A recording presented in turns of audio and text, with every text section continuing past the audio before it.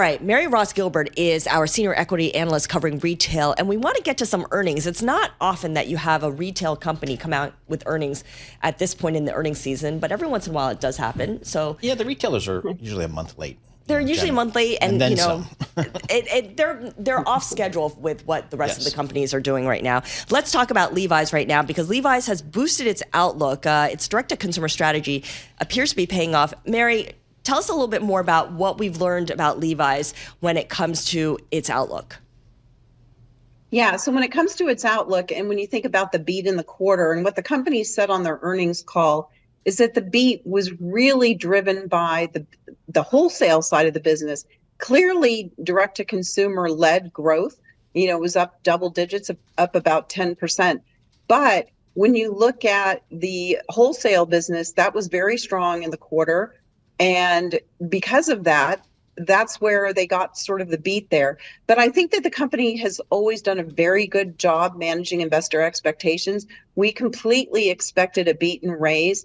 And the great news about Levi's, I think, is because last year they exited the Denizen business. So this was sort of, it's kind of like a private brand that they had with Target.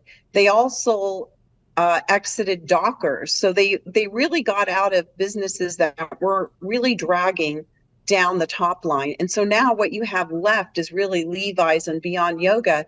And it's a great global brand, resonates well. They have 46 million loyalty customers. They picked up over 2 million just in the first quarter alone. So you're seeing real strength here. Their campaigns are incredible. I'm sure you saw the Behind Every Original, which debuted at the Super Bowl.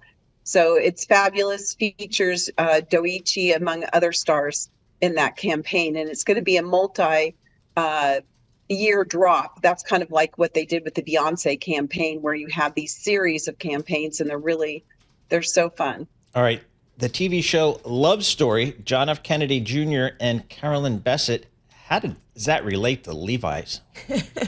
Yeah, so because the character in that film was wearing 517 Levi's and also, and you know, this is sort of another brand, but Calvin Klein. And so because of that, it's kind of really ignited sales there too. So anytime you can get these benefits, you know, organically, for example, Harry Styles, you know, wore it, you know, at an award show, along with all the dancers too, wore 501s. So he wore 501s and they all wore 501s. So right.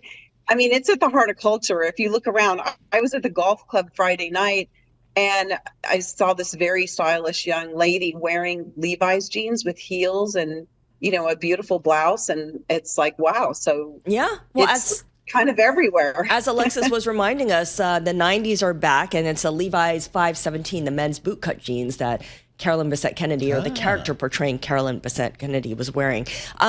We should mention as well that the CEO of Levi's will be on Bloomberg Business Week this afternoon. Michelle Gass will be speaking with Tim Stanovic and Carol Massar, so be sure to tune in for that. Yeah, Mary, these kinds of pop culture sparked, you know, trends for certain jeans. How long do they last for? Is this something just for this quarter, or can it go on for a while? Oh, no, this can go on for a while. And actually, Levi's is known for their campaigns over many decades. You can go back several decades and find some absolutely amazing campaigns that the brand has done. So they've always been focused on being right at the center of culture. That's sort of the language or the ethos that they always talk about. And they've always been successful doing that. So yes, this is going to continue to go on, you know, forever, really. And all the other brands are getting involved. That's funny. All right, Mary, thank you so much for that. We really appreciate it. Mary Ross Gilbert, senior equity analyst. She covers the retail companies for Bloomberg Intelligence. She's based out there in LA. And in my golf club, no jeans. No jeans? Period. On property, ever. So how do people express, you know, the trend towards baggy pants?